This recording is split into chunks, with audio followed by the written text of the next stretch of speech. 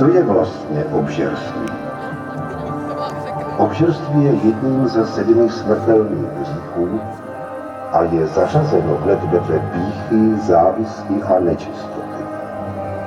Je hříchem, kterého se většina z nás dopouští, ale o kterém se málo kdo z nás sotva zmíní a stává se jedním z nejrozšířenějších hříchů posedlosti.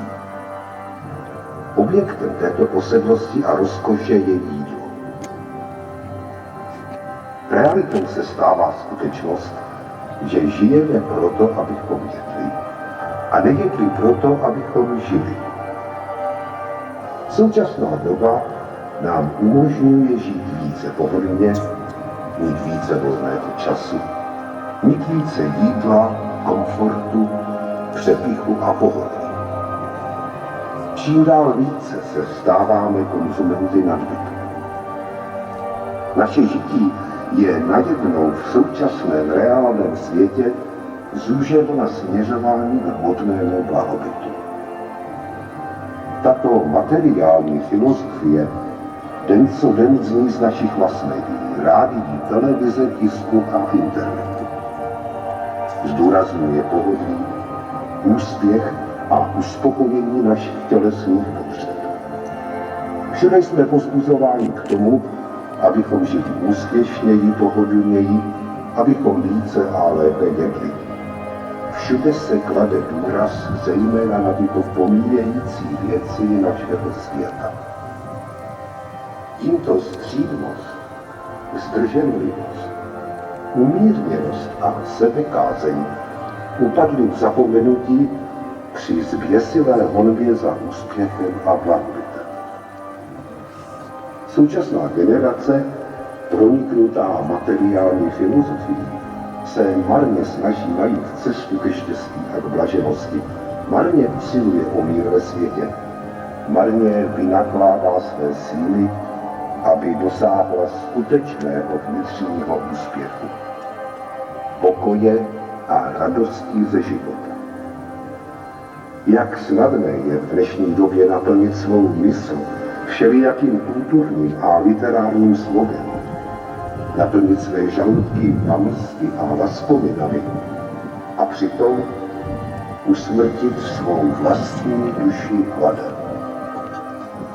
Výsledkem zůstává absence střídmosti, následkem je vyústění ve zdravotní problémy, včetně duševních nemocí.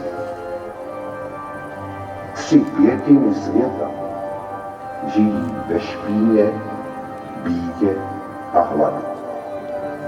I když je vidíme, soucitně je přehlížíme tyto vyděděnce bídy a hladu. Ať jsou důvodem války, špatné klimatické podmínky či špatná ekonomika v oblastech, kde lidé žijí.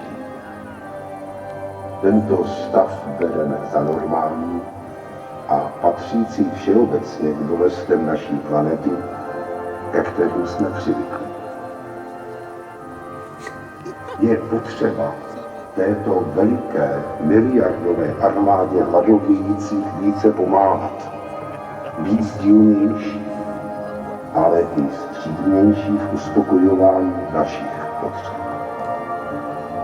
Vždyť i nás může jednou postihnout hladovění a bída, jejíž příčinou mohou být právě válečné konflikty, nedostatek potravin, zhoršující se klimatické podmínky a v neposlední řadě neustále rostoucí počet obyvatel planety. Proto mějme radost z dávání a pomáhání, ze zachovávání základních morálních lidských hodnot a lepších vztahů mezi námi, lidmi.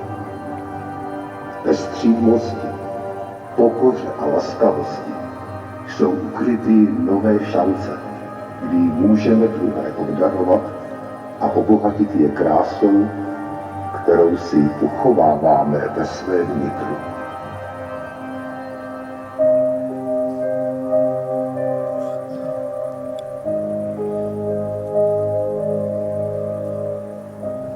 Bože, Otče nás všech, Děkujeme ti za Čechy, Moravu a Slezsko, naši krásnou a úrodnou vlast. Děkujeme ti, že s námi po staletí pomáhal chránit proti nepřátelům vnějším i škůdcům vnitřním.